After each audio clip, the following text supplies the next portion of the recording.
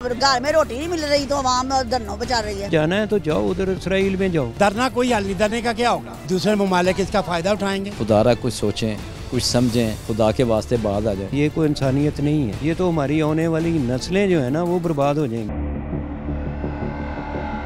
अगर पाकिस्तान के हालात का क्विक रिकैप लिया जाए तो वतन अजीज जो तवील अरसे तक डिफरेंट क्राइसिस का शिकार रहा। पाकिस्तान में हालात लगातार बिगड़ते जा रहे हैं। पाकिस्तान की इंपोर्ट कैपेसिटी रसातल में पहुंच गई। अब तवील अरसे बाद मुआशी इस्तेहकाम देखने में आने लगा। डॉलर की बढ़ती हुई कीमत का स्टेबल होना, आलमी रहनुमाओं का पाकिस्तान के विजिट पर आना, पाकिस्तानी एक्सपोर्ट्स में 14.11% का इजाफा होना, आज़रबाईजान को JF-17 थंडर के एक्सपोर्ट, पाकिस्तान के स्टॉक मार्केट का हिस्टोरिक रिकॉर्ड, सऊदी हुकूमत के साथ 650 किलोवाट सोलर पावर प्रोजेक्ट मुआहिदे में पेशरफ्त का होना, SIFC की कोशिशों से चीनी इन्वेस्टर्स की पाकिस्तान में इन्वेस्टमेंट करने में दिलचस्पी का इजहार, 100 चीनी कंपनियों का पाकिस्तान के टेक्सटाइल पार्क्स में इन्वेस्ट करना, इस बात की तरफ इशारा है कि सिविल और अस्करी लीडरशिप की जॉइंट पॉलिसीज ने पाकिस्तान को डिफॉल्ट के खतरे से निकालकर एक इकोनॉमिक ट्रैक पर वापस लाने की बेस बना दी। अब मुल्क में अदम इस्तेहकाम पैदा करना, उसे जारी रखना ऐसी साजिश है जो मुल्क को इक्तिसादी तौर पर तबाह करने का सबब बन सकती है, जो इकोनॉमिक प्रोग्रेस को सबुटाज कर सकती है।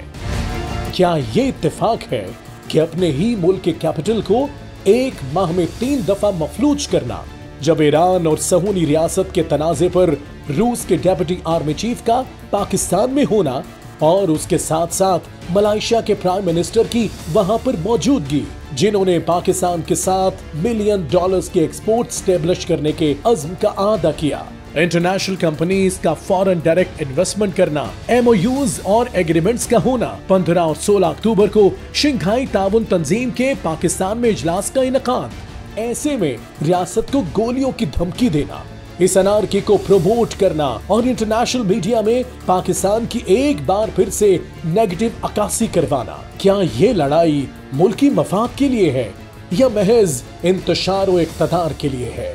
नौजवानों और अपने ही सिक्योरिटी इदारों को आमने सामने ला खड़ा करना, क्या कहीं फिर से हम वही गलती तो नहीं दोहरा रहे?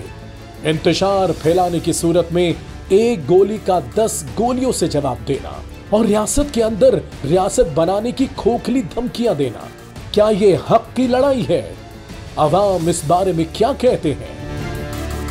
हर बंदा ना इस्लामाबाद के ऊपर ऐसे चढ़ाई कर रहा है जैसे वो कोई आवारा घोड़ा नहीं, काबू आ जाता है किसी के जंगल में तो जो किसके हर बंदे का दिल करता है इसके ऊपर मैं बैठ जाऊँ यार जाना है तो जाओ, उधर इसराइल में जाओ, उधर हमारा हक बनता है जाने का। मुल्क डिफॉल्टर होने से बच गया है, अल्लाह का शुक्र करें। मलेशिया का वज़ीर आज़म आया हुआ है, वो लोग क्या इधर से हमारे मुल्क से लेके जाएंगे, इनको किसी को कोई फिक्र नहीं है। जब चीन का सदर आ रहा था तब भी इन लोगों ने क्या किया था, और वो 85 अरब डॉलर हमें देना आ रहा था, वो इंडिया उतरा था, उसने 200 अरब डॉलर की वहाँ इन्वेस्टमेंट की थी। शंघाई तंजीम का आपको पता है कितना बड़ा एज है पाकिस्तान के लिए, और अब आप खुद ये ताने बाने चेक कर लें कि ये लोग किसकी तर्जमानी कर रहे हैं। अब घर में रोटी नहीं मिल रही तो आवाम धरनों पे चल रही है। गैर मुल्की इतने लोग आए हुए, अब हमारा पाकिस्तान का क्या इमेज है? ये नहीं सोचते, ये बस आवाम को बस बेवकूफ़ बनाया हुआ है और कोई बात नहीं है। अवाम के बारे में सोचना चाहिए, अवाम के बारे में कोई बंदा नहीं सोचता। अवाम जो है वो रुल रही है, वैसे ही रुल रही है, वो शुरू से लेके अब तक ऐसी ही है। डरना कोई हल नहीं, डरने का क्या होगा, दूसरे ममालिक इसका फायदा उठाएंगे। मेरा ख्याल है इस वक्त मुल्क का इमेज ज्यादा जरूरी है सियासत से। खुदारा इस मुल्क का सोचे, ये मुल्क बड़ी मुश्किल से पिछले दिनों एक बेल आउट के जरिए